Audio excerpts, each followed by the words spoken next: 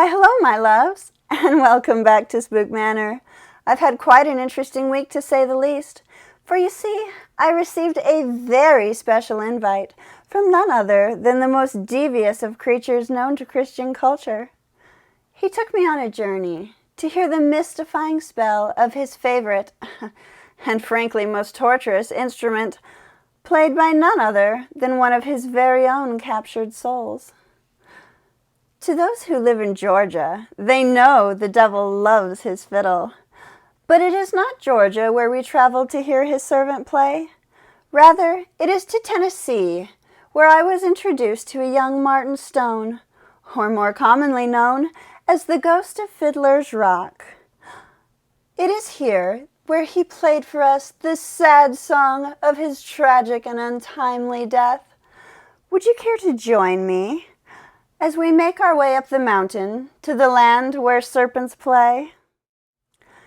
It is the 1800s, and Martin Stone was a handsome young traveler, making his way in the world by playing his beloved fiddle. His talent was so great that his name was known for miles around. Very few during that time had the skill to live solely off of their music, but Martin was true in his passion, and often played at any event that welcomed him, or until his fingers bled. He was making so much money by the strings of his instrument that often he would take Sundays off. And why not? If the Lord himself can take the day off, then so can I, Martin would often snark to himself. But rather than make his way to the local church service, he would instead hike to the top of his favorite mountain. It is here where he found a flat rock to play his songs, which echoed throughout the valley below. One day, Martin sat high upon the mountain top. He noticed a large rattlesnake sunning itself on the rock face below. At first, he thought nothing of it, until another slid out from its hold to join him. They seemed to be watching Martin as he played his mystifying tune. The very next week, Martin returned to his rock, only to find a much larger gathering of snakes had arrived to watch him play. They swayed to his rhythm as the clouds crossed over the small town below. To his amusement, upon setting down his fiddle, all of the snakes would casually slip away, leaving him entirely alone and completely unharmed. And by the third week, an even larger gathering of snakes arrived. Suddenly, Martin realized he had the power to hypnotize and tame these dreaded beasts purely by the will of his strings. As he made his way back down the mountain, the power of his newfound skill boosted his already overly inflated ego. Sure, he was already making plenty of money from his performances, but why not add to his already remarkable success?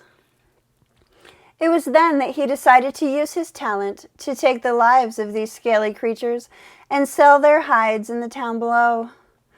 Rattlesnake skins were hard to come by in those days, and were a much desired asset for hat and belt makers alike, not to mention their rattles made great baby toys.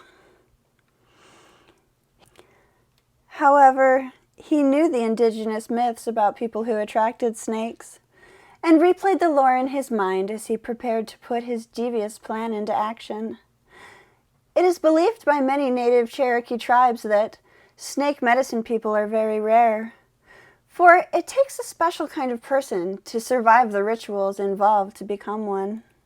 It is a wisdom that all things are equal in creation, and that all things, including poison itself, can be transmuted with the right state of mind and a patiently strong will.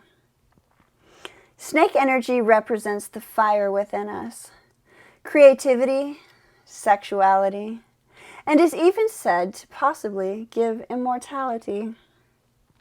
Martin believed that he was being given a gift by God for all of his musical greatness.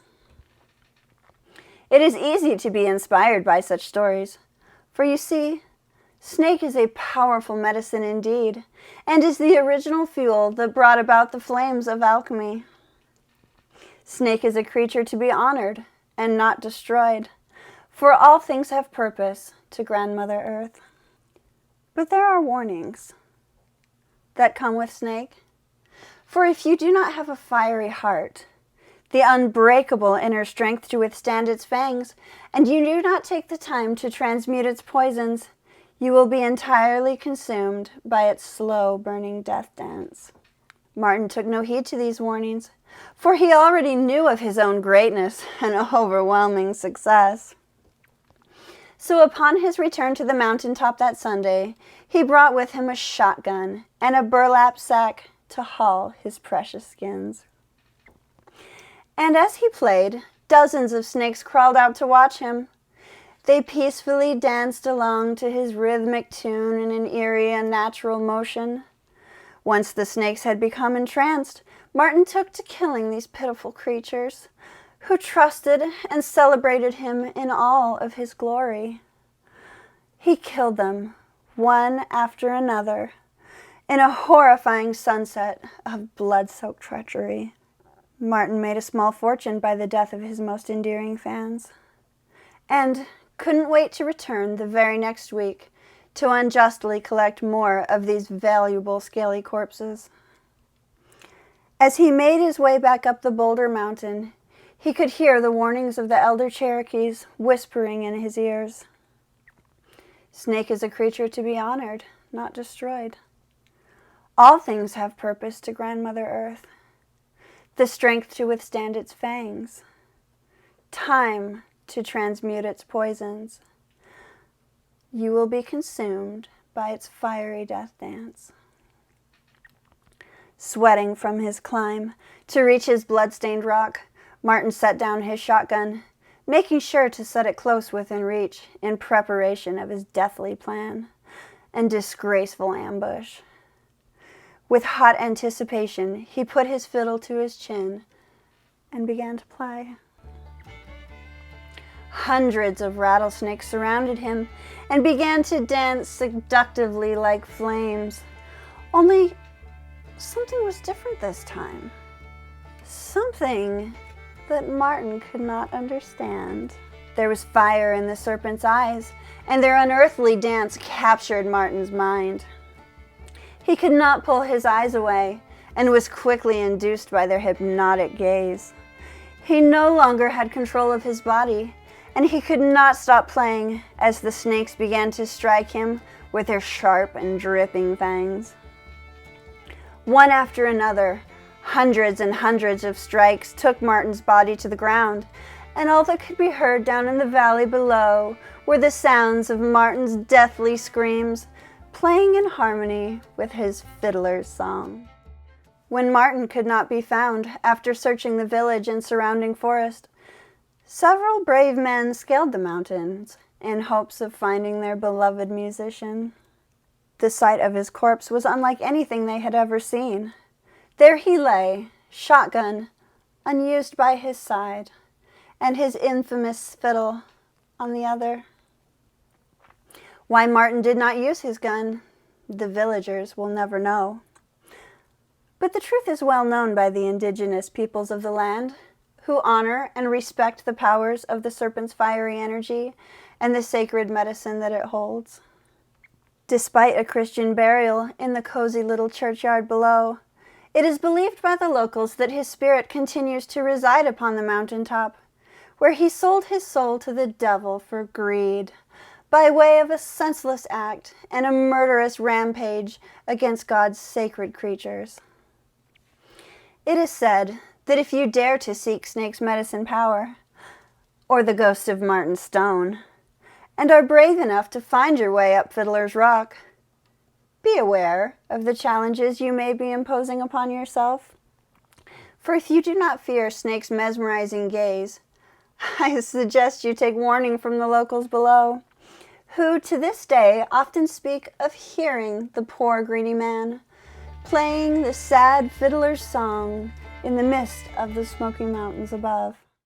So tell me, my loves, do you desire to seek out Snake's medicine power? Have you the courage to visit poor Martin Stone, to listen to his devil's song? Please comment down below. And like and subscribe for more fictional stories that are often of actual urban legends and sometimes have historical reference. Have a good night and see you next week. Added thoughts. In the thumbnail, I have this fabulous banjo. I know it's not a fiddle, although I do hope that you will comment on it down below. It is an antique and it too came from Tennessee.